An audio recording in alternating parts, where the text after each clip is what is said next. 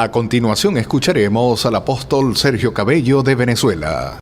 Bendiciones para todos. Damos gracias a Dios que podemos seguir la clase, la vida de Pablo y sus cartas. Hoy nos toca la clase número 4, Saulo el fariseo. La 4A, la 4B y el pequeño estudio de la 4C, que si nos da tiempo, pues yo voy a decir unas 2, 3 cositas ahí, pero hoy la clase le toca a los hermanos Robert y Lisa. Así que, Robert y Lisa, los micrófonos son suyos. Para nosotros era importante de poder hablar de los dos partidos religiosos, tanto los fariseos y los saduceos, que eran los dos grupos religiosos que estaban en el momento de la época, porque esos son la ideología que formaron a Pablo. Es preciso entender qué pensaban los fariseos en contra de los saduceos, y yo hice una tablita, pueden mirarlo en el teléfono. Vemos que la primera característica es que ellos, por ejemplo, la resurrección de los muertos. Pues los fariseos sí creían en la resurrección de los muertos, mientras que los saduceos no creían en la resurrección de los muertos. Y entonces, como toda esta clase es apoyada bíblicamente, le puse una cita de dónde pueden encontrar eso. Por ejemplo, en Hechos 23:8 nos dice, porque los saduceos dicen que no hay resurrección, ni ángel, ni espíritu, pero los fariseos afirman ambas cosas. Pues entonces podemos ver, y eso es importante porque los fariseos ven la salvación a través de obedecer la ley y circuncidarse, mientras que los saduceos, ellos no creían en salvación, ellos simplemente creían que obedecer la ley le daba prosperidad terrenal. Y estas diferencias, los vamos a ver que hay unas diferencias bien marcadas en estos grupos, y como luego en el libro 3 vemos cómo Pablo utiliza eso a su beneficio cuando es prisionero en Jerusalén. La siguiente característica, bueno, de nuevo, ángeles y espíritus. Los fariseos sí creían en los ángeles y los espíritus, mientras que los saduceos no creían. Ellos negaban cualquier manifestación de seres espirituales. Y entonces vemos, utilizando el mismo versículo que el anterior, Hechos 23:8. En cuanto a la tradición oral o la ley escrita, el Torá, los fariseos creían en el Torá, pero también habían añadido un sinfín de números de tradiciones humanas que ellos le llamaban tradiciones de los ancianos, mientras que los saduceos rechazaban las tradiciones humanas, pero también ellos solamente aceptaban el Torá escrito, pero le quitaban. Uno le añadía y otro le quitaba. Y entonces vemos unos ejemplos en las citas bíblicas de Marcos 7:3-5 y Mateo 15:1-2. En el de 7:5 dice, porque los fariseos, aferrándose a la tradición de los ancianos, no comen ni se lavan no comen, sino se lavan muchas veces las manos. Eso era una tradición humana que tenían los fariseos. Y en Mateo, entonces se acercaron a Jesús ciertos escribas y fariseos de Jerusalén, diciendo, ¿por qué tus discípulos quebrantan la tradición de los ancianos? ¿Por qué no se lavan las manos cuando comen pan? Ellos, unos se acataban a tradiciones humanas y los saduceos no. Otro elemento de las características es la clase social. En el de los fariseos, ellos tenían mucha influencia sobre la clase común, obrera, mientras que los saduceos pertenecían a las clases más adineradas, dominaban el Sanhedrín, eran principalmente los sacerdotes, y el sumo sacerdote casi, si no siempre, era saduceo, y eran los favoritos en la corte de Herodes. Cuando vemos la escritura que dice sumo sacerdote, siempre asume que es un saduceo. Y entonces vemos en Hechos 15:5-17, entonces levantándose el sumo sacerdote y todos los que estaban con él, esto es la secta de los saduceos, y se llenaron de celos. Aquí es solamente una cita pequeña. Le exhorto que por favor lean un poquito antes de la cita, un poquito después, para que entiendan el contexto. Yo solamente le puse como un pinpoint, un punto de partida para que puedan localizar la referencia. Entonces, ante la postura, la otra característica, ¿cuál era su postura ante la política y el imperio romano? los fariseos odiaban el imperio romano, mientras que los saduceos se beneficiaban del imperio romano, ellos colaboraban y pactaban con el imperio romano. Y eso lo podemos ver en Juan 11:47-8, la dinámica que se da. Dice la cita, entonces los principales sacerdotes y los fariseos se reunieron en el concilio y le dejamos así, todos creerán en él y vendrán los romanos y destruirán nuestro lugar santo y nuestra nación. Esta cita bíblica, para darle un poquito de contexto, es simplemente que ellos están señalando que más le importa que se rompa su privilegio por causa de Jesús y por lo tanto están dispuestos a que se muera Jesús por tal de que Roma no piense que ellos se están rebelando. Y entonces, en cuanto a los encuentros con Jesús, puse aquí también, Jesús los criticaba a los fariseos duramente por su hipocresía y legalismo extremo. ¿Por qué? Porque ellos añadían ataduras, ellos añadían cargas, tradiciones humanas, se le ponían muchas cargas, pero ellos mismos no las practicaban. Y entonces los saduceos, Jesús los confrontó por su ignorancia de las escrituras y del poder de Dios, disminuían las escrituras. Y entonces, para ese ejemplo, tengo Mateo 23:13, donde ahí él está hablando con los fariseos y le dice, ay vosotros, escribas y fariseos hipócritas. Y en el de Mateo 22:29, entonces respondiendo Jesús le dijo, erráis, ignorando las escrituras y el poder de Dios.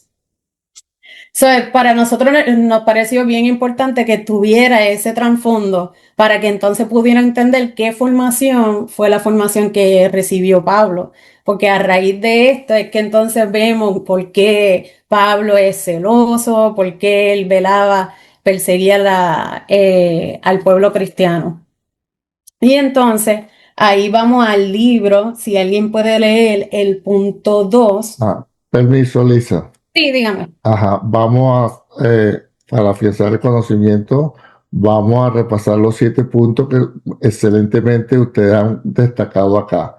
Entonces, en sí, ¿qué era un fariseo? Era una persona que creían en la resurrección de los muertos. Ellos esperaban la resurrección corporal en el juicio final. ¿Ok? Creían en ángeles, en espíritus. En cambio, los saduceos no creían en eso. Eran muy estrictos. O sea, decir fariseo era como un orgullo, ¿no? Yo soy fariseo, estricto. Los saduceos eran medio Sergio Cabello, ¿no? Más sueltos. Pero los fariseos eran a la ley demasiado estrictos. En cuanto a la clase social, ellos tenían mucha influencia entre la clase común. Ellos no eran como los saduceos. Los saduceos eran gente bastante adinerada, pero no tenían contacto con el pueblo. En cambio, los fariseos eran más que todo una clase media, pero tenían mucho contacto con el pueblo y al tener contacto con el pueblo, los influenciaban más. Y la postura ante la política del imperio, odiaban al imperio romano. En cambio, los saduceos negociaban con ellos hasta el punto de, como dijo Lisa, los romanos ponían al sumo sacerdote de acuerdo a sus intereses de parte de los saduceos. Y con Jesús les echaba muy duro a los fariseos porque ellos eran hipócritas. Ponían las tantas leyes, como muy bien explicó Lisa, pero ellos no lo querían ni siquiera tocar con un dedo. Perfecto. Entonces aquí están los 7 puntos principales de quién era un fariseo. Si alguna coincidencia con la realidad, sobre todo con el punto 7, el punto 8, que a veces escondemos la hipocresía, fíjese que me incluyo, escondemos la hipocresía con lo rígido y la obediencia a la palabra, y es lo menos que hacemos, y tratamos mucho con el legalismo. Perfecto, Lisa, siga adelante.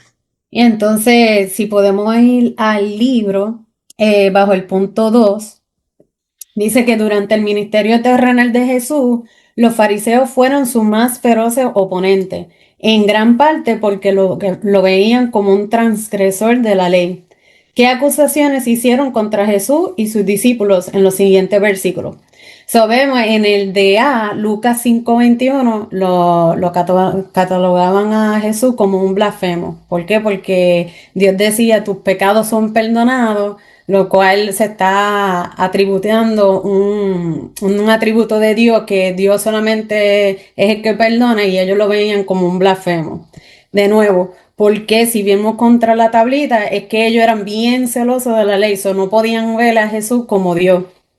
En el de Mateo 9:11 decía, comía con los publicanos y pecadores.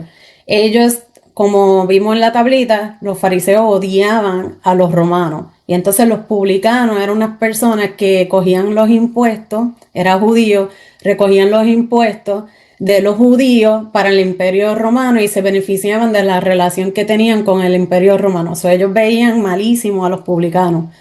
Vemos ahí esa dinámica en Mateo 9:11. Le decían a Jesús, tú comes hasta con los publicanos. En Mateo 15, del 1 al 2, no se lavaba más las manos. De nuevo, ellos tenían tradiciones humanas que se tenían que lavar las manos, o veían a Jesús como alguien que rompe las tradiciones de los ancianos. Y en la de Juan 9:16, nuevamente ellos eran celosos con la ley y veían que Jesús rompía el sábado. El sábado. ¿Sábado? Yes. Okay, el sábado. Y entonces, y ahí termina mi parte y ahora comienza Robert. Excelente. Bueno, entonces en la clase anterior, para atarlo un poco por donde íbamos, en la clase anterior también habíamos descubierto que cuando Saulo se estaba criando, estaba creciendo como fariseo, él había estudiado bajo Gamaliel y lo que había estudiado era la ley de Moisés, que es lo que nosotros entendemos como el Antiguo Testamento. Entonces, él había estudiado la ley de Moisés y recordarán que cuando estábamos analizando había un diagrama y en el diagrama había un hombre que era un hombre vestido como de astronauta que estaba tratando de llegar a la luna y había un letrero que le indicaba el camino hacia la luna y ese camino representaba la ley, apuntaba el camino. Pero el hombrecito tenía una imagen donde el hombrecito trataba de llegar a la luna, pero brincaba y se iba por un risco, lo cual quería significar que con nosotros, con nuestro propio impulso y con la ley, no es suficiente para llegar a recibir la bendición del Señor. Y había otra imagen, que en la imagen nos enseñaba una nave. Entonces el mismo hombrecito veía el letrero y el letrero era el camino, que era la ley, y entonces se montaba en el cohete y con el cohete podía llegar a la bendición de Dios porque el cohete representaba la fe.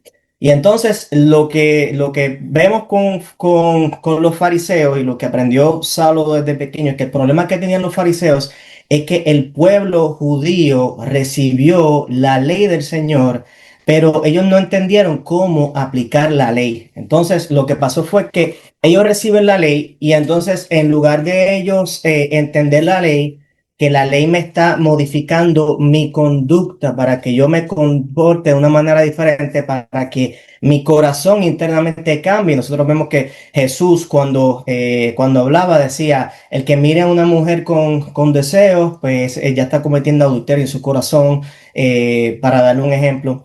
Y entonces, pues, ese tipo de cosas es lo que Jesús presentaba. Jesús estaba hablando de un cambio interno en el corazón. Pero entonces los judíos se aferraron los fariseos en particular, se aferraron a lo que eran los mandamientos. En vez de ver la ley como una guía, se aferraron a ella como mandamiento. Un ejemplo que yo, y me disculpan que presento un ejemplo de contribuciones. Pero cuando en un país el gobierno pone unas contribuciones, dice, por ejemplo, yo te voy a dar un beneficio contributivo a las personas que compren un carro eléctrico. Y entonces, ¿para qué? Para que la gente se mueva de vehículo de gasolina a un vehículo eléctrico, porque queremos modificar la conducta con la ley. Pues la ley era con la intención, pero no solamente de externa, era que la gente cambiara genuinamente. Y entonces los fariseos no entendieron eso. Entonces los fariseos lo que hicieron fue una sociedad, esencialmente, donde ellos prácticamente ponían a las personas en unas cajitas. Entonces, por ejemplo, en vez de ver lo que estábamos haciendo mal, lo que al Señor no le agradaba, lo ponían en una cajita. Por ejemplo, a las personas que eran, pues decían, por ejemplo, los circuncisos y los incircuncisos, los judíos que hablan arameo y los judíos que hablan griego, el hombre y la mujer, por ejemplo, los que se lavan las manos y los que no se lavan las manos, los que están a favor de los romanos y los que están en contra de los romanos. Y todo en ese proceso se volvía un legalismo que en verdad, en vez de unir a las personas, lo que hacía es que creaba divisiones y separaba a la gente. Esa no fue nunca la intención del Señor. La intención del Señor era, esta es mi ley, acércate a mí, conoce lo que yo quiero para tu vida y entonces cambia internamente. Por eso Jesús les dice en Juan 5:39, Jesús dice, ustedes escudriñan las escrituras porque a vosotros os parece que en ellas tenéis la vida eterna y ellas son las que dan testimonio de mí. Y no queréis venir a mí para que tengáis vida, porque la ley no da vida, sino el que da vida es Jesús. Ese no era el propósito de la ley. Lo que vimos es que hay dos propósitos. La ley era para dos propósitos, lo vimos en la clase anterior. Una, para señalarnos nuestro pecado. Y número dos, para identificar que la única alternativa a la salvación era Jesús, porque nuestra naturaleza pecaminosa no puede escapar del pecado. Y eso fue lo que vimos que el texto decía en Gálatas 3:19, me parece que dice que la ley lo encerró todo en pecado. Entonces, sin embargo, ellos estaban enfocados en que tenemos que hacer dos cosas. ¿Quién puede leer el punto 5 del texto? ¿Quién quiere leerlo? Los fariseos pensaban que solo los miembros de la comunidad del pacto, judíos, podían ser justificados con Dios. La señal del pacto fue la circuncisión en Génesis 17:10. Para los fariseos, ser circuncidado significaba la obligación de guardar cada mandamiento de la ley de Moisés en Gálatas 5:3 y que esta era la única manera de encontrar la salvación en Gálatas 3:12. Sigo ahí ahí está, ¿no? Sí, continúa. En la escuela de Gamaliel, Saulo aprendió que las dos exigencias necesarias para la salvación eran la circuncisión y cumplir la ley de Moisés. Exacto. Pues vamos a la Biblia. ¿Alguien puede leer Hechos 15:5? Pero algunos de la secta de los fariseos que habían creído se levantaron diciendo, es necesario circuncidarlos y mandarles que guarden la ley de Moisés. Exacto. Pero pregunta, ¿qué decía la Biblia que era la circuncisión? ¿Cuál era el propósito de la circuncisión según la Escritura? Si quieren, pueden leer en Génesis 17:10. Este es el pacto que tú y tus descendientes deben cumplir. Todo varón entre ustedes debe ser circuncidado. Es un pacto. Y el 11, discúlpame, el 11 también. Ok. Debes cortar la carne del prepucio como señal del pacto entre tú y yo. Exacto. Entonces, la circuncisión nunca fue necesaria para la bendición. El punto de la circuncisión es que era una señal del pacto. El pacto que fue la promesa lo hizo el Señor en realidad en Génesis 12:3, que es donde le dice a Abraham, en ti serán benditas todas las naciones de la tierra. Así que la circuncisión no era necesaria para el pacto, pero los judíos los fariseos estaban aferrado en que era necesario. Entonces, ¿cuál era el problema que estaba causando esta doctrina equivocada? Si alguien puede leer Mateo 23-13, ¿cuál era el problema que causaba esta doctrina? Ay de vosotros, escribas y fariseos, hipócritas, porque recorréis mar y tierra para ser un prosélito, y una vez hecho le hacéis 2 veces más hijo del infierno que vosotros. Lo puedes leer en, ¿qué versión yo tengo aquí? Espérate. 23:13. 23:13. Sí. Ah, Mas hay de vosotros, escribas y fariseos, hipócritas, porque cerraréis el reino de los cielos delante de los hombres, pues ni entráis vosotros, ni dejáis entrar a los que están entrando. ok, y ya que estamos en eso, puedes leer el 14 también. Hay de vosotros, escribas y fariseos, hipócritas, porque devoráis las casas de las viudas, y como pretexto hacéis largas oraciones, por esto recibéis mayor condenación. Exacto. Lo que estaba pasando es que las costumbres de los fariseos y lo que estaban imponiendo separaban a la gente, no unían al pueblo y separaban tanto que el Señor, de la manera en que lo está describiendo, está diciendo que no entran al reino de los cielos y le cierran el reino de los cielos a otras personas. Le pedí a Lisa también que leyera el verso 14 porque Jesús los llama hipócritas. Y les hace referencia a diciendo que los escribas y los fariseos devoraban las casas de las viudas. Esta gente eran tan hipócritas en aquella época que lo que hacían es que cuando una mujer enviudaba, el fariseo se le acercaba y le decía, no, vamos a hacer una oración por compasión con ella. Y oraban con ella. Y dice que eran oraciones largas, pero sin embargo, los escribas que tenían poderes como si fueran legales, que podían hacer traspasos de propiedades, se le acercaban a la viuda y le decían a la viuda, la convencían de que ella traspasara su propiedad al templo o a las misiones de los escribas y los fariseos. O sea, esencialmente le robaban a las viudas y por eso Jesús les dice que son unos hipócritas. Entonces nosotros podemos ver cómo en la imagen que tenemos en la página 43 hay un muro. Entonces la pregunta es, ¿qué representa ese muro y quién levantó ese muro? Los fariseos, ¿verdad? El libro explica que los fariseos levantaron ese muro, que era un muro que prohibía la bendición para que llegara a todas las naciones, porque querían imponerle a las personas, a una persona que se convertía al Señor, querían imponerle el que se circuncidaran y siguieran la ley de Moisés. Muy bien. Y entonces, vamos a ver, ¿quién lee Gálatas 3:10 en cuanto a lo que Pablo dice que después de hacerse cristiano? ¿Qué es lo que dice Pablo luego de hacerse cristiano? ¿Quién lee Gálatas 3:10? Porque todos los que dependen de las obras de la ley están bajo maldición, pues escrito está, maldito todo aquel que no permanece en todas las cosas escritas en el libro de la ley para hacerlas. Ok, y continúa hasta el 12. Y que por la ley ninguno se justifica para con Dios, es evidente, porque el justo por la fe vivirá, y la ley no es de fe, sino que dice, el que hiciere estas cosas vivirá por ellas. Exacto.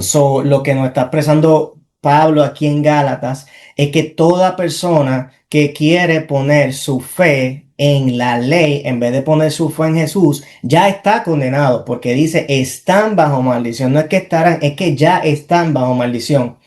Y entonces dice, y también lo vemos en el texto de Santiago, que no lo anoté, pero en Santiago también dice que nosotros tenemos, que aquella persona que cumple en todos los distintos puntos de la ley, pero faltara tan solo en un punto, es culpable de no cumplir ninguno, es culpable de quebrantar toda la ley.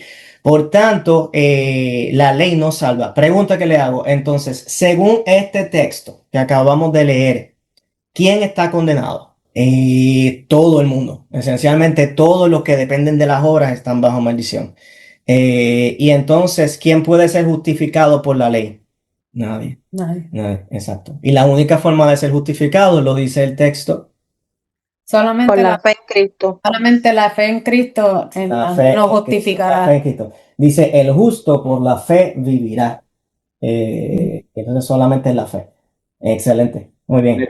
En el 13 dice, Cristo nos redimió de la maldición de la ley, hecho por Exacto. tanto maldición. Exacto. Exactamente. Porque lo que Roberto indicó en el 10, por ejemplo, en el versículo de 3:10, es que todos están malditos. Todos somos, no hay nadie que se pueda salvar por la ley. Ya luego, por ejemplo, entonces ahí es cuando él dice, Solamente el que es por fe se hace justo, pero eso no era lo que pensaban los fariseos. Ok, excelente. Sí, entonces en 13 dice, Cristo nos redimió de la maldición de la ley, hecho por nosotros maldición, porque Cristo está maldito todo el que es colgado de un madero. Ese fue el diagrama que habíamos visto, porque esencialmente Jesús es como se intercambió lugar con nosotros. Yo estaba escuchando una prédica y me gustó la forma en que el predicador lo pone. Dice, es como nosotros, dice la palabra, ¿verdad? Nosotros, es como si nosotros tuviéramos un expediente. Y en ese expediente guardaran todos los hechos de todas las cosas que nosotros hemos hecho a través de nuestra vida. O sea, todas las mentiras, ¿verdad? Me incluyo yo también, todas nuestras mentiras, nuestros malos pensamientos, nuestras lujurias, y los pusieran almacenando. Entonces el expediente mío ya sería bastante gordito. Y entonces viene Jesús y con un sello, con la sangre de Jesús, lo estampa cancelado. No solamente eso, coge el contenido y lo mete en un paper shredder, lo destruye totalmente. Y cuando alguien viene a buscar el expediente de Roberto y dicen, déjame ver el expediente de Roberto, y abren el expediente está vacío. Es más, no solamente está vacío, en realidad el expediente está mejor que vacío, porque tiene como si fuera para los efectos una carta de recomendación. Dice, Robert, como Jesús dice, mi padre trabaja hasta tarde y hasta ahora yo trabajo. Pues Robert trabaja hasta tarde, se sacrifica por los demás, da su vida por los demás, se levanta temprano a orar, etcétera. Todas las cosas que eran de Jesús, ¿verdad? Las pone esencialmente en el folder, y las cosas que eran mías, mi mentira, mi lujuria y demás, pues quedan desaparecidas y destruidas, que no lo puede nadie encontrar. Anyways, entonces, me gustaría que leyeran Gálatas 2:21. Si alguien lo tiene en la versión Dios habla hoy, me gustaría que lo leyeran en la versión Dios habla hoy, Gálatas 2:21. No quiero rechazar la bondad de Dios, pues si se obtuviera la justicia por medio de la ley, Cristo habría muerto inútilmente. Exactamente. No quiero rechazar la bondad de Dios. Si uno fuera hecho justo por cumplir la ley, Cristo habría muerto inútilmente. O sea, Pablo lo que está diciendo es que la persona que entiende que por sus propios actos puede ganar su salvación, eso equivale a decir que la muerte de Jesús fue inútil. Ok, y entonces, nada, ante esto, hermano, no nos queda otra que nosotros parar, ¿verdad? Reflexionar y decir, Señor, gracias. Gracias, Señor, por lo que tú has hecho por nosotros. Gracias, Señor, porque yo sé que por mis acciones yo nunca hubiese logrado la salvación. La palabra dice que para el Señor nuestras buenas obras son como un trapo de inmundicia, que solamente es el sacrificio de Jesús y la fe en Jesús la que puede producir, ¿verdad?, la salvación para nosotros. Ok, entonces, ¿alguien tiene alguna pregunta sobre eso antes de que nos movamos a la parte Sí, 4B? ok, vamos a hacer un comentario sobre la exposición muy completa y exacta que acaban de dar. El problema con los fariseos, por lo que estamos viendo, a la luz de la escritura y lo que han expresado nuestros hermanos, es que pusieron su confianza en el mandamiento en una forma estricta y desecharon toda gracia y desecharon el actual por fe. Ahora, si nos quedamos ahí, vemos los fariseos como algo lejos, que ya pasó, pero el problema es que lo tenemos actualmente. Yo les voy a hacer una preguntita para ver cómo están ustedes. Si una persona, mire lo que le voy a preguntar, y en relación a la salvación, aceptó a Cristo, va a la iglesia, pero no ora, pero aceptó a Cristo de verdad, no lee la Biblia y va de vez en cuando a la iglesia, muy poco ayuda, colabora, pero de verdad creyó en el Señor. ¿Será salvo o no será salvo? Sí, Hermana puede ser Virgen, salvo. Sí, pero puede ser salvo. puede, Claro, puede. Yo digo claro. algo, pastor. Ya va. Cuando yo oigo la palabra puede, ¿es porque puede o no puede? Entonces la respuesta ¿es o no es salvo? Bueno, si creyó en el Señor y es a través de la fe, Ajá, porque entonces, podemos saber mucho de la palabra, saber la Biblia entera, ajá, pero no la aplicamos podemos ir a la iglesia todos los días y de igual manera podemos hacer muchas cosas, pero si no tienes esa fe que se necesita, no, ¿de qué No, te sirve? el hombre creyó, fue un domingo, escuchó los mensajes, aceptó a Cristo como su Señor y Salvador, y en diciembre vuelve a aparecerse y de verdad creyó. Pregunto, ¿es Bueno, salvo o ya no es eso es salvo? otra cosa. Yo No, pienso eso es lo que estoy preguntando. ¿Es salvo o no es salvo? eso yo se lo dejaría al Señor mismo. Si creyó en su corazón, Dios lo sabe. Ahí está el asunto, ve que si hablamos de los fariseos, lo dejamos allá atrás, como que se nos hace más fácil. El problema es que nosotros traemos una información que por más que hablemos de los fariseos, nosotros también la aplicamos. ¿Qué era lo que estaba pasando con los fariseos? Es estrictamente la norma de la ley, pero Jesús cambió a eso. Ahora basta solamente aceptar a Jesús como nuestro Señor y Salvador. Es ¿Qué es lo que se suficiente. pierde? Las bendiciones de acá. Yo sé que esto rompe la cabeza mucho. ¿Qué es lo que se pierde? La presencia activa a favor nuestra, pero la salvación no depende de ninguna obra. Vamos a leer 1 Corintios 1, 27, 20 y otro me lee Efesios 2, 8, 9. Porque cuando hablamos de historia y no lo traemos al presente, se nos hace fácil. El problema es que el trabajo que tenemos los hermanos hoy y yo es que reflexionemos si no tengo yo algo de fariseo en mi corazón. Primera Corintios 1, 27 al 29, ¿quién lo lee? Y otro después Efesios 2, 8, 9. Todo a la vez no, porque Y, sino que lo necio del mundo escogió Dios para avergonzar los sabios. Y lo necio, ¿qué más? lo necio del mundo escogió Dios para avergonzar a los sabios. Y lo débil del mundo escogió Dios para avergonzar lo fuerte. Y lo Necio. vil, Vamos, porque yo estoy repitiendo. y lo Necio, necio, lo débil, débil. y lo vil, ¿Mm? y lo menospreciado escogió Dios. Y lo que Oh, no es. mira lo que escogió Dios, y ahí estamos nosotros. Necio, débil, vil y despreciado. Tremenda joyita éramos. ¿Entiendes? Fíjate que estamos metidos ahí. Entonces, ¿había alguna obra de justicia nuestra, como acaba de decir Robert, para obtener la salvación? No, no había. Ahora, ¿la sigue habiendo ahora después que aceptamos a Jesús? Ahí queda la pregunta. ¿Sabe que Robert acaba de decir algo muy bueno con el último versículo que leyó Lisa? No desprecio la gracia de Dios. Despreciar la gracia de Dios es que Jesús más lo que yo haga me asegura la salvación. La agarro ahora. Jesús más mi oración, Jesús más mi congregación, Jesús más mi lectura, Jesús más mi ayuno, Jesús más mi ofrenda. No, no, no, no, no, no, no, no, no. Para salvación es solamente Jesús. El que creyere, fíjate, el que creyere y fuera bautizado será salvo. Pastor, el bautismo, no, es una condición de dar testimonio público, es lo que hace el bautismo. Entonces, mis hermanos, para ser salvo, solamente hay que creer en Jesús. No hay ninguna obra. Hacer obra es tener entonces la conciencia de que yo puedo ayudar en algo a Dios a mi salvación. Y entonces estamos gritando que el sacrificio que hizo Cristo en la cruz del Calvario no es completo, no es eterno, no es justo y no es aceptado por Dios porque falta la parte nuestra.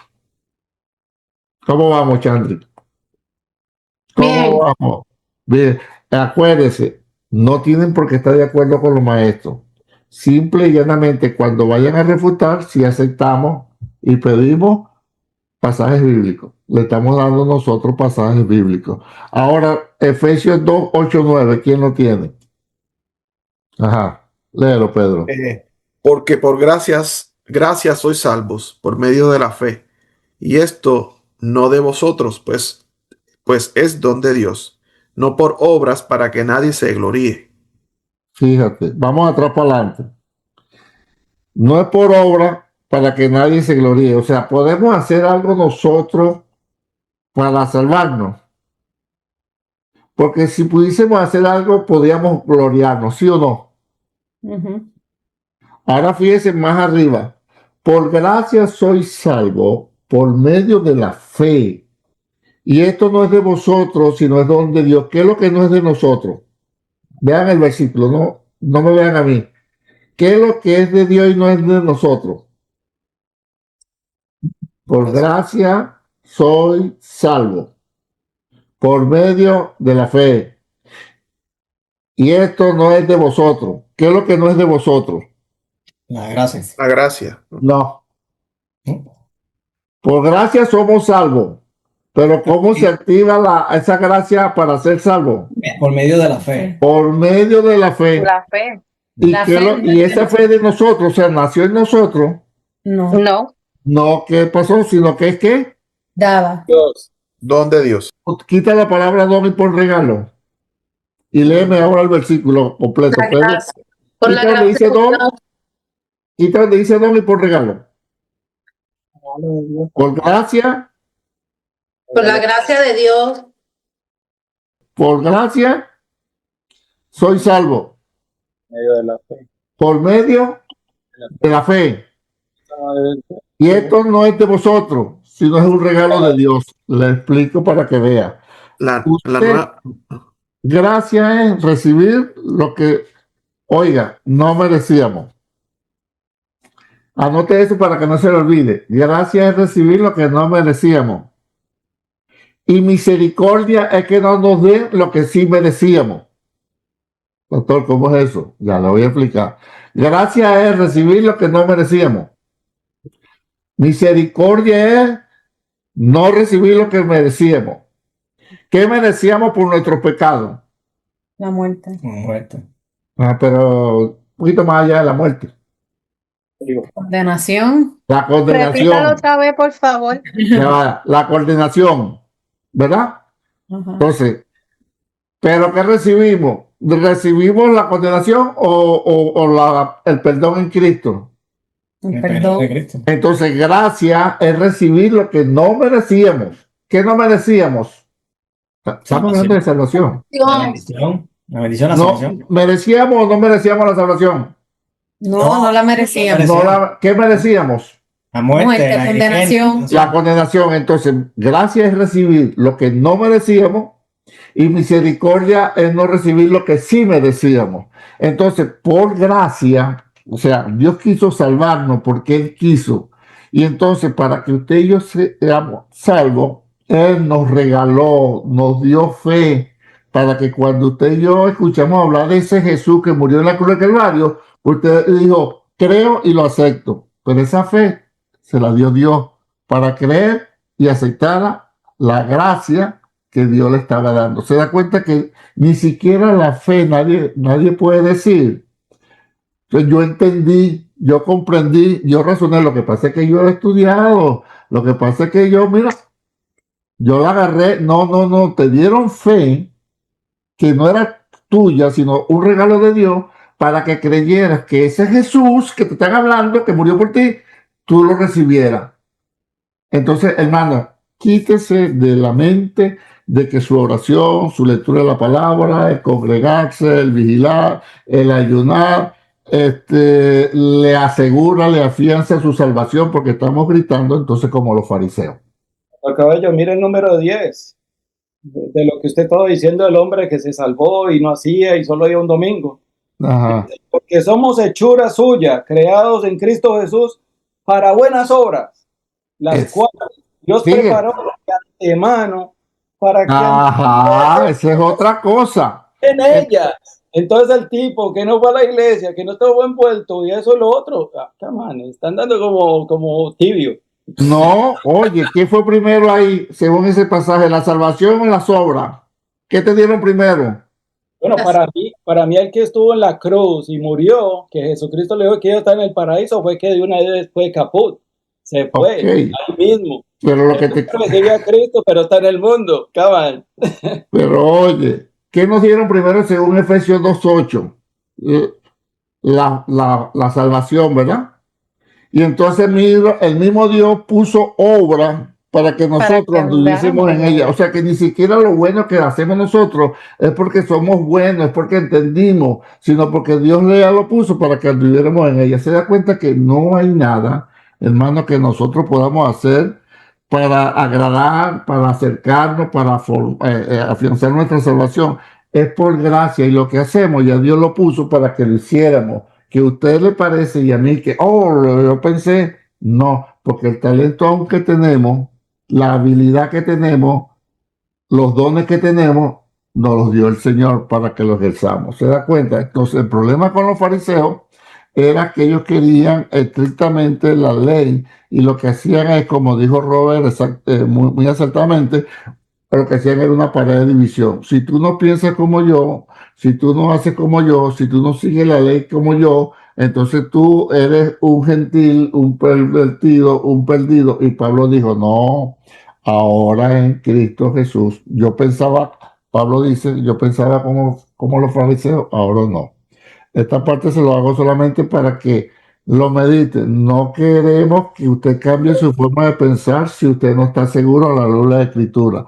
Lo que sí pedimos es, si usted dice que hay que hacer para mantener la salvación y estar allá en la presencia del Señor, yo pido en su contexto que nos den el pasaje bíblico. Pero nada de lo que usted y yo podamos hacer nos da la salvación, porque es un don de Dios, misericordia. Más bien hay que vivir agradecido del Señor. Comentario, hermana Chandri, de lo que dijo Robert, hermana Vige, hermana Aida, Robert, Pedro, Tilo. Una cosa rápido que usted dijo, y perdón que fue que me confundí porque quería escuchar y no escribir, pero usted dijo que la gracia es recibir lo que no merecíamos y la misericordia es no recibir lo que no merecíamos. No. La gracia es no recibir, es recibir lo que no merecíamos. Es recibir lo que no merecíamos. Y misericordia es no recibir lo que sí merecíamos. Ok, got it. Ya, ahí era. Que nos tocaba recibir por nuestros pecados. Eso sí lo hicimos nosotros, ¿yo? Eso Ya. Ahí somos campeones. ¿Qué sí hicimos nosotros? Pecado, ¿verdad? Y la paga del pecado, ¿eh? La muerte. Entonces, ¿qué nos tocaba recibir? La muerte. La muerte. Pero nos la dieron ahora en condenación. No. Entonces, misericordia es no recibir lo que merecíamos, Sí. y gracia es recibir lo que no merecíamos. Ahí te iba a decir algo. Y yo iba a decir que esos versículos de que por gracia sois salvos, yo pienso que nosotros tenemos que, como cristianos, en este siglo que estamos, grabárnoslo, porque en el momento que nosotros, y sin contradecir a nadie, nuevamente, a nadie. No, estamos claros, se vale hablar. En el momento que nosotros pensamos que cualquier cosita que hagamos puede ayudarnos o calificarnos para ganar su gracia, ya hacemos la palabra medio mentirosa. Y les quiero decir esto en 30 segundos más, y perdone que coja tanto. De todas las clases. El padre de mis hijos murió en un accidente de catastrófico en la República Dominicana. Dejó el vehículo y cogió una motora, se fue a tomar, y en la madrugada salió en la motora y se metió debajo de un camión. Mi hija estaba un poco apartada y ella hacía preguntas, pero ¿por qué? Pero mami, ahora sí se va para el infierno. Yo soy de las que digo que en el momento que yo empiezo a decir que Juan, que Pedro, que Cabello, que Virgen, que los hermanos cualquiera, llámese cualquiera, en el momento que yo empiezo a tomar el lugar de Dios y yo a mandarlo para el infierno, ya yo también estoy siendo una fariseo. La misericordia de Dios es tan grande que en ese momento ese ser humano pudo haberle pedido perdón a Dios por su borrachera y se pudo haber ido con Dios. Ahí sí queda la decisión es de Dios, no podemos juzgar. No, ahí y siempre, Pastor Cabello. No, pero digo, en esa situación que usted está planteando, de que la voluntad, nadie sabe qué pasó ahí, pero nosotros somos, y fíjese que digo nosotros, somos tan fariseos, oiga, tan fariseos, porque los fariseos es, si no haces como yo, si no piensas como yo, si no hablas como yo, estás nada más. Somos tan fariseos que ustedes no han escuchado que hablan mal de Sansón. No han escuchado mensajes de Sansón por carnal, por Dalila, le sacaron los ojos, pagó con la muerte, nada. Hermano, y descargan al pobre Sansón. Pero cuando usted va al libro, a la carta de Hebreos, capítulo 11, el hombre aparece ahí en los héroes de la fe. ¿Tú crees que yo tengo moral para hablar de un hombre que está en la carta, en el capítulo 11 de los Hebreos, cuando yo sé que si yo hubiese existido, yo aparecería ahí en Apocalipsis capítulo 20, el juicio ante el gran trono blanco? ¿Entiendes? Hablamos mal entonces, si hablamos mal de Sansón, hermana Aida, que aparece en los héroes de la fe, ¿qué queda? ¿Qué queda para lo que no aparecemos por ningún lado? Entonces, por eso es que le estoy trayendo la enseñanza que da Lisa y Robert hoy, muy buena, a la práctica, a reventarle la cabeza. Mi trabajo hoy es reventarle la cabeza para que usted piense y vaya a la luz de la escritura y diga, yo no puedo seguir siendo fariseo, porque fíjate lo que dice la hermana Aida, ¿verdad? Oye, yo pienso y puedo acercarme a Dios, pero el problema es que cuando no hacemos la cosa bien, entonces pensamos al revés, ya Dios nos desechó, ya Dios nos apartó. Entonces el sacrificio que hizo Cristo depende de nuestras acciones, de nuestro pensar y de nuestro creer, y eso no es así. La agarró ahora. ¿Cómo vamos, Pedro? El mismo enemigo, como dice el pastor del Toro, trabaja aquí en nuestro cerebro y nos hace creer que nosotros no somos aceptos ante el trono de la gracia porque no fui al ayuno o porque no tuve hasta las 12 de la noche en la iglesia y cosas que no son ciertas. Bueno, yo yo soy el cabello, porque yo no le doy chance ni al diablo. ¿Entiendes? En el sentido de que el diablo no tiene que ponerme ese pensamiento, yo humano lo pienso. Lo que pasa es que suena más bonito echarle el muerto al diablo. ¿Entiendes? Somos nosotros. Somos nosotros. Que el diablo, con la pecaminosidad que tenemos, pues no yo. El diablo no hace falta ponerme cosas en la cabeza. ¿Ves? Sí, entonces, fíjate lo que yo aprendí, hermano, ahí en cuanto a los pensamientos y eso. ¿Usted alguna vez no se ha sentido digno para algo delante de Dios? Ahora todos se sienten dignos. ¿Digno o indigno? Digno. Digno. Digno de algo de Dios. Ajá. Ay, ¿sabes que cuando a mí me dice alguien, yo no me siento digno a eso? Yo le digo, ¿y quién te dijo a ti que tú eres digno? Mira lo que dice Apocalipsis. Yo siempre me voy a la palabra, así se me venga el mundo encima. Juan dice que cuando apareció el libro de los sellos, él lloraba mucho porque no había nadie digno, ni en el cielo, ni en la tierra, ni debajo de la tierra. Entonces, digno para abrir el sello, el libro de los sellos. Y yo dije, pero ¿dónde estaba Abraham, el padre de la fe? ¿Dónde estaba Samuel? ¿Dónde estaba Elías? En algún lado tiene que estar cielo, tierra o debajo de la tierra. Ninguno de ellos. ¿Dónde estaba Pablo?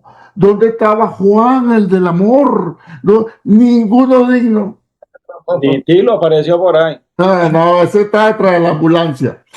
Hombre por ahí en el botón. Entonces, ¿quién es el único digno? Según la palabra, Jesús. Entonces, cuando a mí me llegan esos pensamientos, oye, tú no eres digno. Dije, tú tampoco, no sé quién me lo está pensando, tú tampoco. Pero yo estoy bajo la sangre de Jesucristo. O sea, yo lo que quiero quitar con estos pensamientos, hermano, que el diablo me puso a pensar. Y tú no piensas, ¿vale? Tú no piensas, tú no meditas, tú no razonas. Solamente que cuando el pensamiento es bueno, o fue Dios o fui yo. Cuando el pensamiento es malo, ni queriendo yo, el diablo. No, por favor, el diablo dirá, a mí no me eche ese muerto.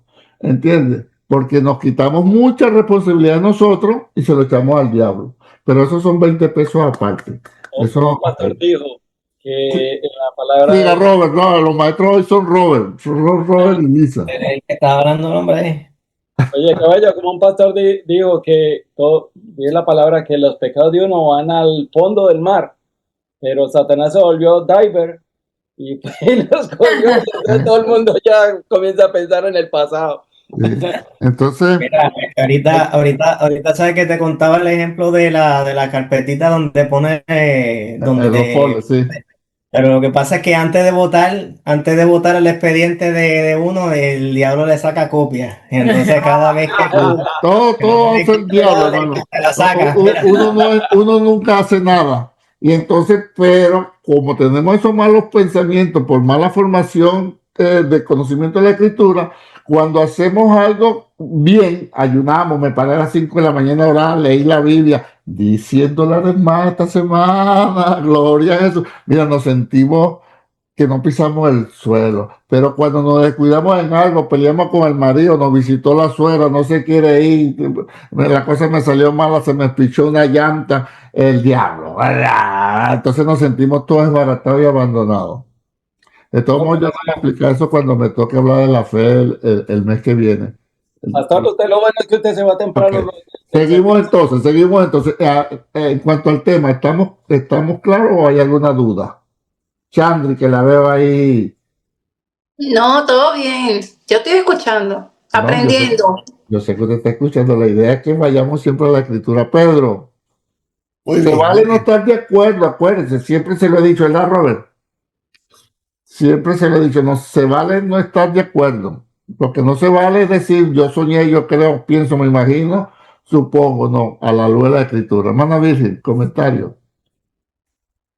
Ok, siga, Robert, entonces. Bueno, ahora vamos a leer un poquito de Biblia aquí. Entonces, el capítulo 4b empieza explicando, el capítulo se titula Saulo perseguidor de la iglesia. Entonces nos empieza explicando que durante el ministerio de Jesús, Saulo probablemente no estaba en Palestina. El libro, como lo explica, es porque en la palabra nunca Saulo dice que estuvo en Palestina, que escuchó de Jesús, que supo del ministerio de Jesús, etcétera, etcétera. Por tanto, entendemos que él no estuvo allí. El libro trata de explicar que probablemente como Saulo se movía entre Tarso y Jerusalén, que probablemente se encontraba en Tarso cuando Jesús estaba haciendo su ministerio.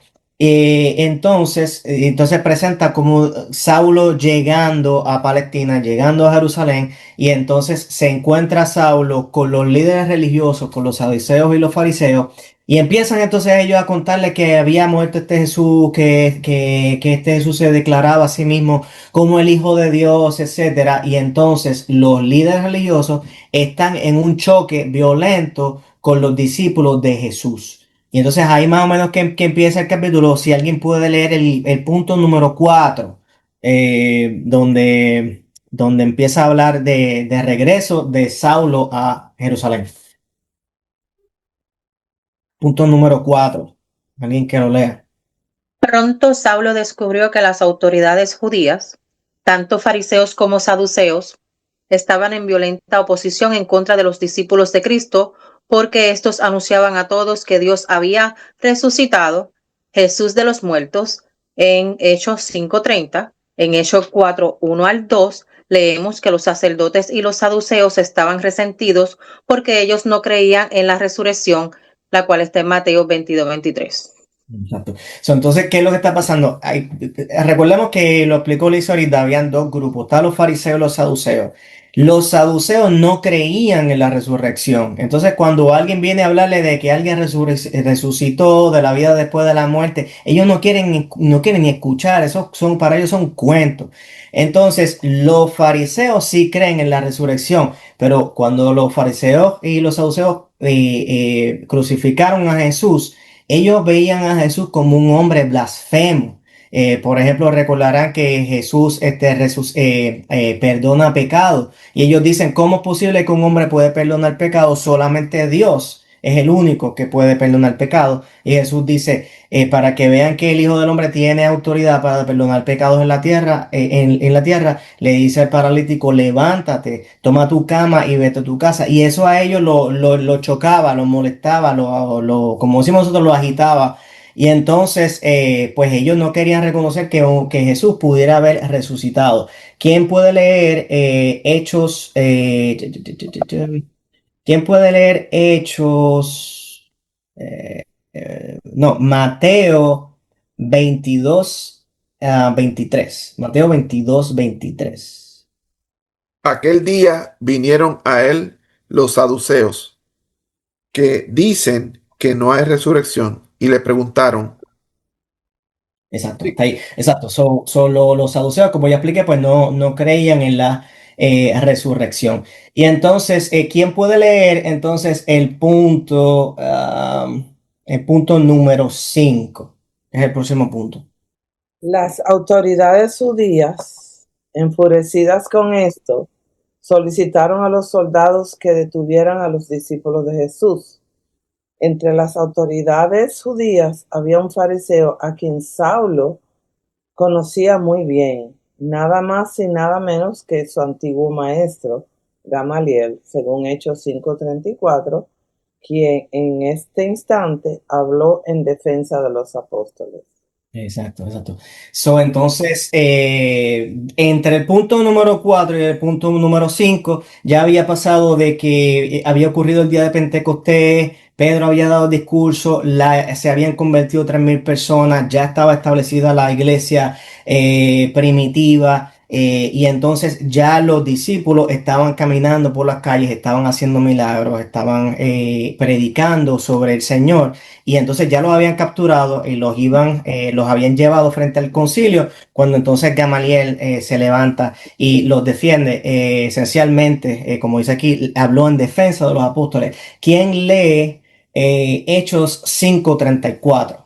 Entonces, levantándose en el concilio un fariseo llamado Gamaliel, doctor de la ley, venerado de todo el pueblo, Un mandó. momento ahí. Entonces, fíjense, yo creo que lo habíamos discutido en la clase anterior, pero fíjense cómo describe a Gamaliel. Dice doctor de la ley y dice venerado de todo el pueblo. ¿Qué significa la palabra venerado? Venerado. Respetado. Respetado, reconocido. Exactamente. Y dice, puede ser también reverenciado. Esta persona dice que es una persona reconocido de todo el pueblo. O sea, que todo el mundo reconocía la autoridad de Gamaliel. Entonces, continúa. Mandó que sacasen fuera por un momento a los apóstoles. Sí. Sí.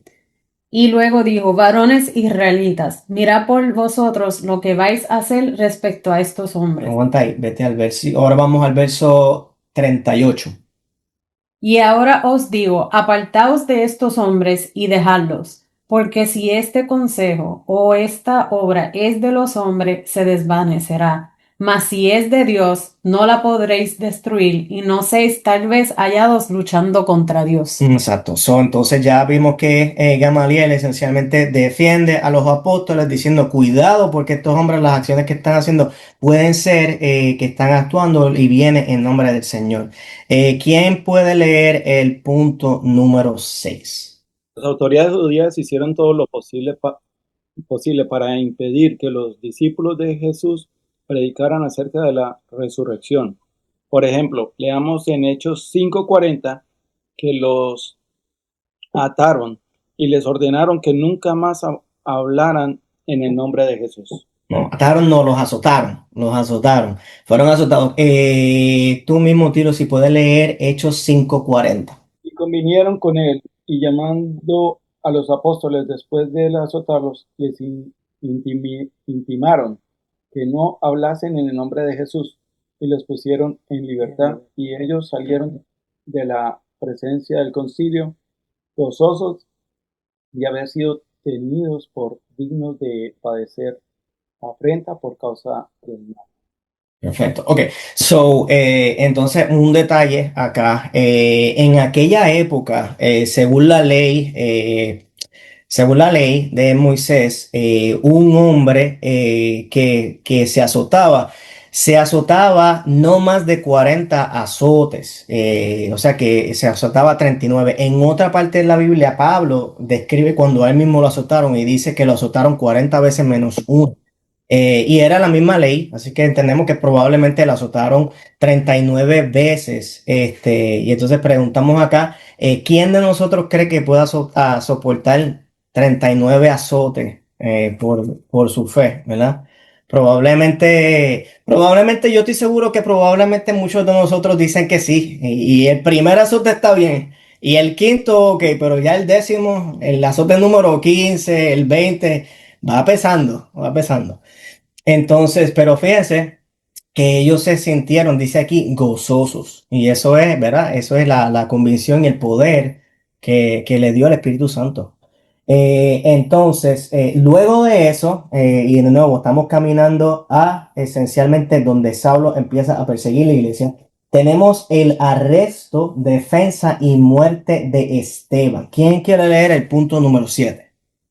Después de esto, los judíos detuvieron a un cristiano joven llamado Esteban, en Hechos 7:59. Fue acusado de hablar con el templo y la ley, en Hechos 6:13, y de enseñar que Jesús construiría el templo y cambiaría las costumbres transmitidas por Moisés. Destruiría el templo. Y entonces, excelente. Entonces, luego lo mataron. Entonces, aquí vamos entonces a retomar. Vamos a empezar a leer desde Hechos 6:5. Primero para identificar a Esteban. ¿Quién fue? O si ustedes se recuerdan, vamos a ver si recuerdan quién era Esteban, cuál fue la primera vez en la escritura que se menciona a Esteban, si alguien lo recuerda. Si alguien recuerda el nombre de Esteban. Si no recuerdan, para darle era uno de los 7. Uno de los 7. Si les suena, si les es familiar. Esteban era uno de los 7 hombres que fueron escogidos cuando se formó una disputa, porque las judías que eran griegas decían que cuando se repartían las comidas, a ellas no le estaban repartiendo la misma cantidad de comida. Entonces ya empezaron a quejarse. Y cuando se quejan, los apóstoles decidieron que iban a escoger a 7 hombres llenos del Espíritu para que se encargaran de atender la mesa. Pues ellos dijeron, no es conveniente que nosotros nos estemos esencialmente dedicando a atender mesas y descuidemos el estudio de la palabra, la prédica de la palabra. Entonces, esa fue la primera vez que escuchamos sobre Esteban. Pues podemos leer entonces desde el 7:1 hasta el 7:8. El sumo sacerdote dijo entonces, ¿es esto así? Y él dijo, varones, hermanos y padres, hoy el Dios de la gloria apareció a nuestro padre Abraham, estando en Mesopotamia. Una pausa rapidito. Mesopotamia. ¿Alguien sabe qué es Mesopotamia hoy en día? No, hoy en día no. Ok, es Irak. Es Irak. Continúa, hermano. Oye. Antes que morase en Harán. Y le dijo, sal de tu tierra y de tu parentela, y ven a la tierra que yo te mostraré. Entonces salió de la tierra de los calderos y habitó en Harán, y de allí, muerto su padre, Dios le trasladó a esta tierra, en la cual vosotros habitaráis ahora. Excelente. Una pausa. Esto a lo mejor el pastor a lo mejor le da un bono en el examen. Quizá. ¿Quién recuerda cuál es el nombre del padre de Abraham? Lo discutimos en la clase, creo que en la primera o la segunda. ¿Cuál es el nombre del padre de Abraham? ¿Tare? Muy bien. Ahí está. No dudes, muy bien, excelente. Excelente. Ok, hermana, continúe. Ya va, que me perdí. Habitar. Estábamos en el 5. Y no le dio herencia en ella, ni aún para, ya va, que no me puse los lentes. Sí. Asentar, no veo. Asentar un pie, pero le prometió que se la daría en posesión y a su descendencia después de él. ¿Allí? ¿O sigo? Hasta ahí. Bueno, y cuando aún no tenía hijos, entonces también discutimos que cuando hace referencia es que el Señor le prometió a Abraham una tierra y dice la Escritura que ni siquiera le dieron posesión sobre el pedazo de tierra que Abraham estaba pisando, porque él no recibió la tierra pero es porque él está esperando una promesa. El punto número, ¿quién quiere continuar desde el verso número 6? Y le dijo Dios así, que su descendencia sería extranjera en tierra ajena, y que los reducirían a servidumbre y los maltratarían por 400 años. Mas yo juzgaré, dijo Dios, a la nación de la cual serán siervos, y después de esto saldrán y me servirán en este lugar. Y le dijo el pacto de la circuncisión, y así Abraham engendró a Isaac y le circuncidó al 8º día, e Isaac a Jacob y Jacob a los 12 patriarcas. Excelente, perfecto. Ok, entonces ya luego de eso continúa la defensa de Esteban, que no vamos a continuar con todo ese detalle porque es bastante larga.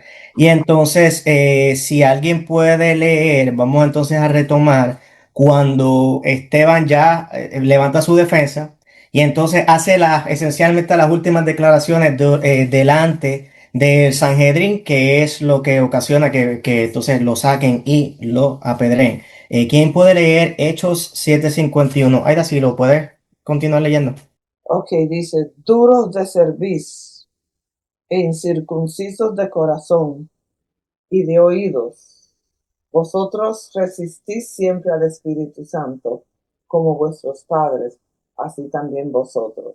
Ok, pregunta rapidito. ¿Alguien sabe qué significa la palabra cerviz?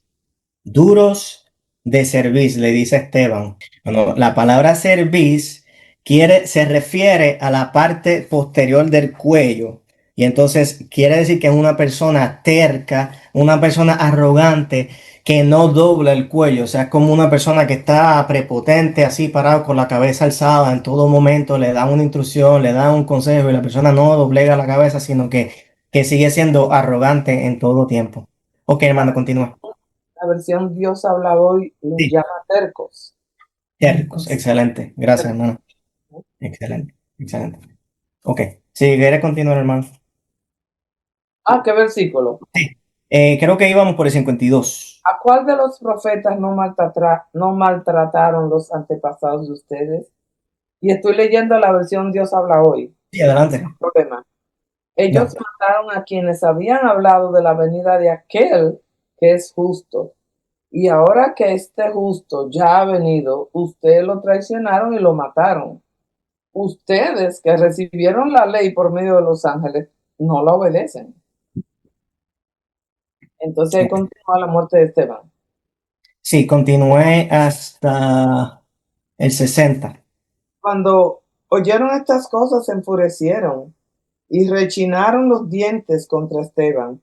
Pero él, lleno del Espíritu Santo, miró al cielo y vio la gloria de Dios y a Jesús de pie a la derecha de Dios. Entonces dijo, miren, veo los cielos abiertos y al Hijo del Hombre a la derecha de Dios. Pero ellos se taparon los oídos y dando fuertes gritos, se lanzaron todos contra él. Lo sacaron de la ciudad y lo apedrearon. Los que hacían de testigo contra él dejaron sus ropas al cuidado de un joven llamado Saulo. Eso me estremeció a mí.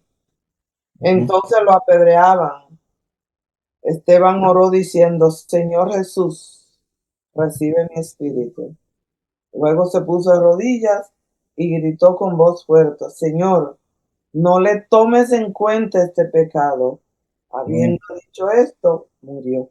Tremendo. Entonces, pregunta, nosotros acá, que nos encontráramos en una situación que nos estuvieran apedrando por algo que es mentira, son acusaciones falsas. ¿Cuántos de nosotros nos quedamos tranquilitos y ni siquiera un insulto? Yo escuché de alguien que decía que por lo menos una piedra cogía y le devolvía. O sea, ni siquiera un insulto, ni Pastor Cabello. siquiera. ¿Ah? Pastor Cabello. Ni siquiera un insulto. Y entonces fíjese que las últimas palabras de Esteban fue orar por sus asesinos. Así que, ¿verdad? Qué tremendo. Para nosotros también reflexionar sobre nosotros mismos, ¿verdad? ¿Qué haríamos en una situación así?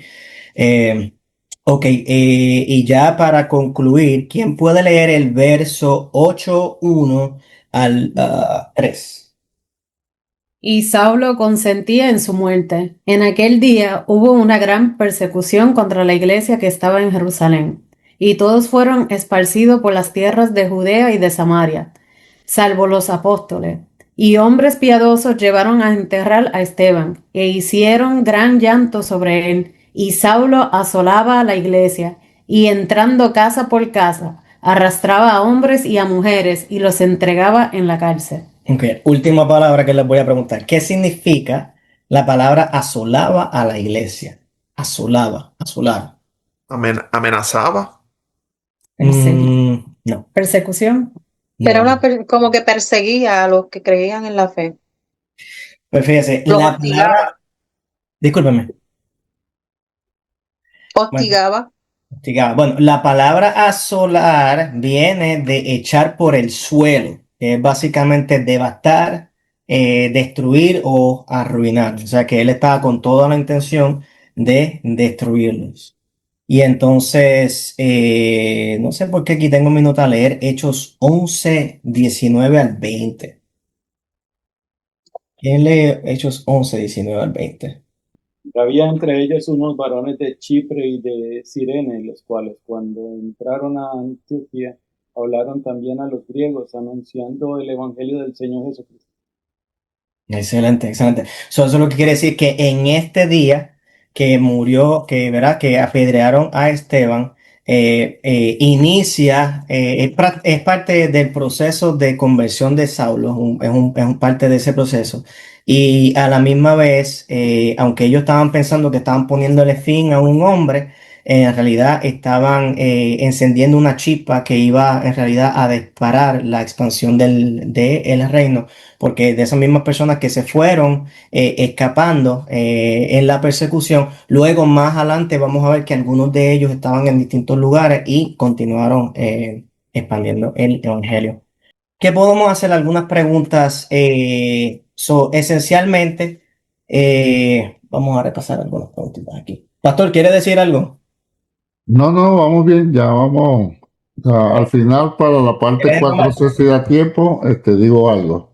Si usted quiere, tómalo porque ya. Ok, rapidito. Bueno, ya hemos visto la persecución comenzó con Saulo, ¿verdad? Se metía por las casas, los asolaba, los metía presos, los torturaba.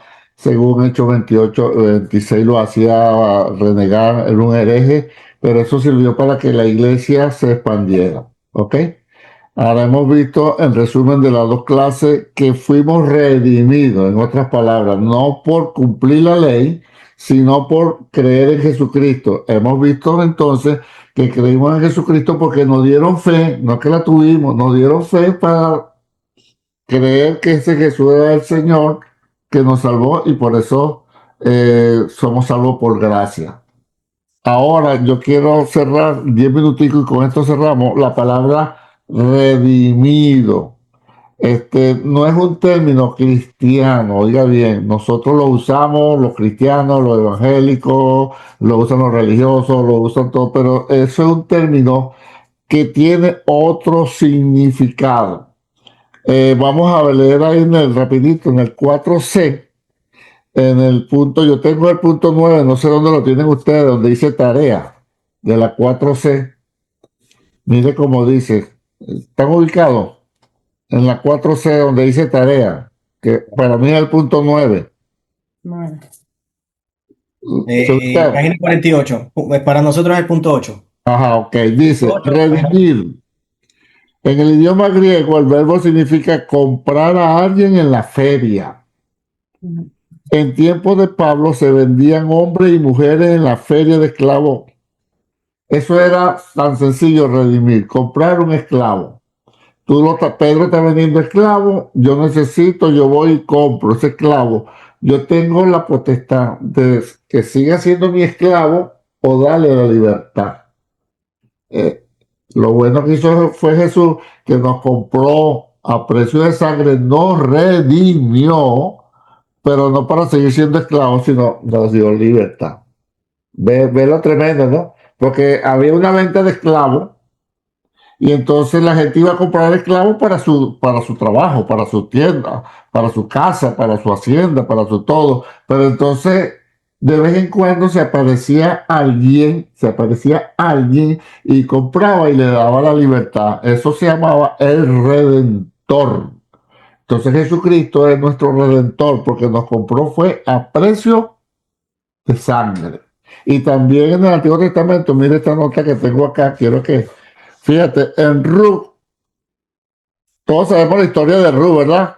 Que llegó con Noemí, llegó ahí también, entonces Boaz le echó el ojo y Noemí le dijo, ese es tu pariente, te puede redimir. Para aquel entonces, cuando una mujer era viuda, el hermano, si tenía hermano, o sea, el cuñado, tenía que tomarla como mujer. Si no era el cuñado, el pariente más cercano, un primo, un tío, un sobrino, alguien, a, a Ruth la redimió Boaz. Mire lo que dice Ruth 2:20.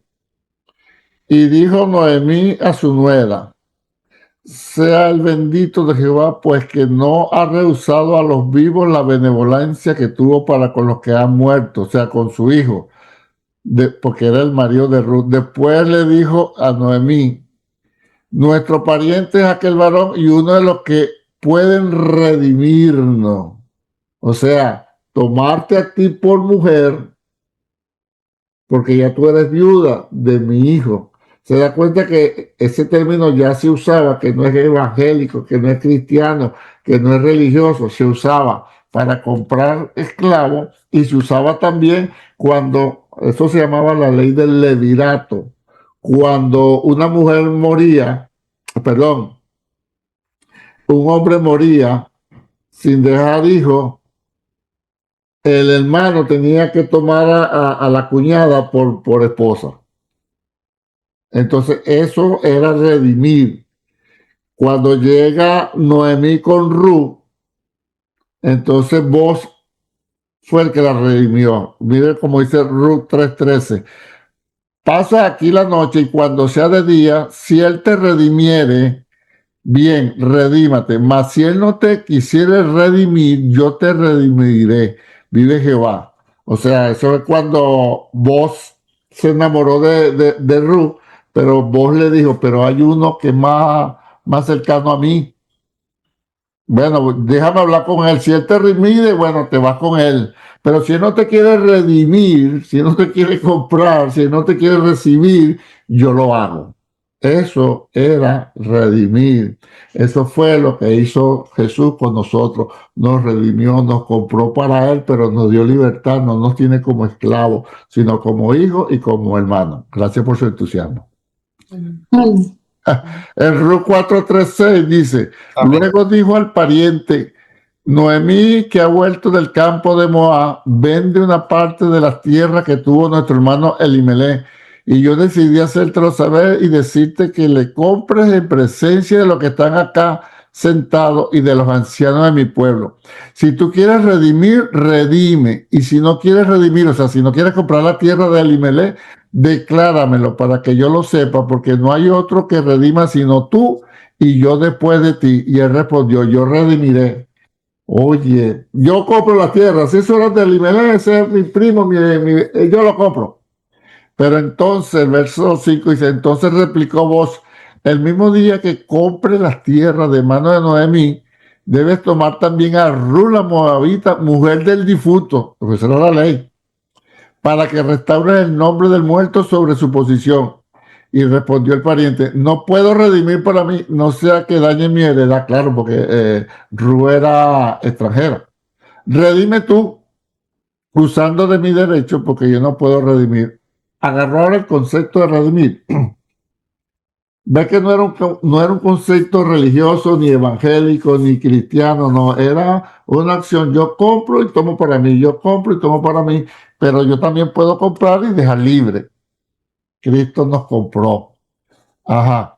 Mire lo que dice acá Isaías, Éxodo 6:6. Por tanto dirán los hijos de Israel, yo soy Jehová y yo os sacaré de debajo de las tareas pesadas de Egipto y los libraré de su servidumbre y os redimiré con brazo extendido. O sea, Dios redimió a Israel de Egipto, lo compró, lo sacó, lo hizo suyo. Eso fue lo que hizo. En Isaías 43:14 dice, así dice Jehová, redentor vuestro. Ve que el que compra es redentor. ¿Con qué nos compró Jesucristo? ¿Con qué nos compró? Con Con su sangre. sangre. Con su sangre, más preciosa que el oro, ¿verdad? Entonces, ¿qué es Jesucristo de nosotros? Si nos compró, Nuestro redentor. nuestro redentor. ¿Qué es un redentor? El que compra. El que compra. ¿A quién compra? A nosotros. No, Los pero ¿a quién esclavos. compra un redentor? ¿Al que está libre o al que al que está esclavo? El que está esclavo. Ajá, entonces si Cristo es nuestro redentor y nos compró con su sangre, ¿por qué? Porque éramos ¿qué? Esclavo. ¿Esclavo de De quién? pecado, de Del pecado. pecado. No me van a decir que es esclavo del diablo. Del pecado, dice la Biblia. Sí, porque el diablo lo queremos zampar en todos lados. Salmo 19:14 dice, sean gratos los dichos de mi boca y la meditación de mi corazón delante de ti, oh Jehová, roca mía y redentor mío. Entonces, trayendo a colación todo lo que dijo Lisa y Robert, Pablo, cuando recibió la salvación, que entendió que fue redimido, entonces se fue por todo el mundo conocido llevando ese mensaje. No es por obra, no es por la ley de Moisés, no es por ningún esfuerzo, es que éramos esclavos. Y entonces Cristo nos redimió. Él es el redentor. No hay nada que hacer porque ¿qué hacía el esclavo? ¿Qué hacía el esclavo cuando llegaba el redentor? ¿Podía hacer algo? Ni siquiera podía decir, cómprate a mí. No. Según la historia, los documentos, miren lo que hacían los esclavos, hombre y mujer, lo ponían desnudos en las plazas con cadena. A los hombres le agarraban los testículos para ver si estaban bien. Hermano, por el ano le introducían cosas para ver si estaba bien. Abra la boca, ajá, y está fuerte. Este me sirve para la ganadería, este me sirve para recoger el maíz, la mujer, esta me sirve para lavar, esta me sirve para tal cosa. Entonces, ellos no podían decir nada. ¿Tú sabes lo que es? Estoy esclavo y estoy desnudo delante de todo el mundo como vender unos animales. Y viene y me meten la mano aquí, me meten la mano allá atrás y me jurungan aquí y calladito. ¿Ves? Por eso cuando aparecía un redentor y llegaba, dame a este, quiero a este, quiero a esta. Y entonces ¿cuánto es tanto? Le daba el precio y después le decía, toma, ahora eres libre. Oh, tremendo. ¿Cómo saldría el hombre? Contentísimo. Bueno, eso fue lo que hizo Jesús con nosotros. Nos redimió. Es nuestro redentor. Nos compró. Por eso es que Pablo salió con ese mensaje, hermano, para medio mundo y los judíos lo querían matar. ¿Cómo? ¿Qué se está Jesús? ¿Qué se está Jesús? No. Hay que guardar la ley de Moisés, hay que circuncidarse, hay que guardar el pacto, hay que hacer la fiesta todos los años, hay que traer las primicias, hay que hacer esto. Ahora se los traigo para acá, para reventarle la cabeza para que duerman bien. Ahora se los traigo para acá. Ahora si fuimos redimidos, ¿cuántos entendieron ahora este concepto de redimido, de redentor? Entonces ahora no podemos nosotros ser fariseos de que la salvación y el ayuno, la salvación y congregarme, la salvación y el diezmo, la salvación y limpiar la iglesia, la salvación y ser ungieres, la salvación y predicar, la salvación y esto. No. Usted lo compraron a precio de sangre. Por eso es que nosotros vivimos agradecidos. Y no hace falta que nos obliguen para servirle al Señor. ¿Qué le parece? No hace falta, hermano, usted es esclavo y viene alguien y lo compra y le dice, Aida, vete, Tilo, vete, Pedro, vete, en condiciones normales. Chandri, váyase, Virgen, váyase, coja camino lejos, Robert y Lisa, piérdanse de acá. Y le daban un papel, ¿ok? Le daban un papel. Yo, Pedro Pérez, lo compré, fulano de tal. Eso se llamaban los libertos. Yo estoy libre. Esa gente sí iba agradecida cuánto más nosotros, que ahora nos libertaron del pecado, de la muerte, de la condenación y nos ofreció vida eterna. Hermano, el que no entiende esto es el que vive asustado, que si se pierde la salvación, que si me descuido, que si el diablo, por eso es que le digo que siempre el diablo. No, lo que es un desconocimiento de la escritura, porque si yo sé que todo eso lo hizo por mí Jesús, yo estoy agradecido. Y entonces yo le canto, le sirvo, le honro, le traigo la ofrenda, le obedezco a la palabra, amo a mi hermano, hago lo que dice la Biblia porque estoy agradecido. Yo no tenía cómo ni con qué pagar mi libertad. Gracias por su entusiasmo. ¿Ok? Amén, amén. Y por eso es que Pablo empezó persiguiendo, porque Pablo no aceptaba eso. Y la ley de Moisés, y los 600 mandamientos, 613, y el pacto, y la circuncisión. Pero una vez que recibe lo que no le tocaba recibir, ¿qué era? Recibe lo que no le tocaba recibir, ¿qué es eso? Gracias. Gracias. Gracias. Y no le dieron lo que le tocaba, ¿qué era? Misericordia. Misericordia. Entonces, Pablo cambió su forma de pensar. Ah, no, ahora sí voy para adelante, ¿entiendes? Para mí el vivir es Cristo y el morir es ganancia, ¿entiendes? No tengo nada que ver. Yo era esclavo de la muerte y del pecado. ¿Cómo es posible yo vivir sin mi Jesús? ¿Verdad que cambia la forma de pensar ahora? ¿Ves? Que no es que, ay, que yo hago porque, no, chicos, si yo iba en tobogán para el infierno. Y me agarraron, me compraron, me limpiaron, me purificaron, me dieron dones, me dieron talento, me dieron una familia, me dieron salud, me dieron una congregación, me dieron un pastor, me dieron unos hermanos, me dieron sabiduría, me dieron gracia. Y de paso me están diciendo, eso es para que caliente de brazo. Después te toca vida eterna conmigo, con tu Redentor. Hermanos, que Dios les bendiga, Dios les guarde, les dejo eso. Y cualquier espíritu de fariseo que se le quiera meter ahora, échelo fuera. El día que usted no, y fíjese, y le voy a decir con toda la intención para que se le reviente la cabeza. El día que usted no quiera ir un domingo para la iglesia, porque no quiere ir, no quiere, fíjese, va a quedar grabado. No vaya, no va a perder su salvación, ni su bendición, ni nada, porque ya usted fue comprado y usted está agradecido. Pero yo sé que usted siempre va a querer ir para la iglesia. Usted va a querer hacer algo para el Señor. Eso es la diferencia entre vivir agradecido porque entendió que su Redentor vive, que fue lo que dijo que fue Job. Yo sé que mi Redentor vive y aún del polvo de la tierra me ha de levantar. Así que paz, salud y bendiciones. Gracias, Robert. Gracias, Lisa. Lo hicieron muy bien. Gracias. Y hasta el martes que viene. Paz, salud y bendiciones.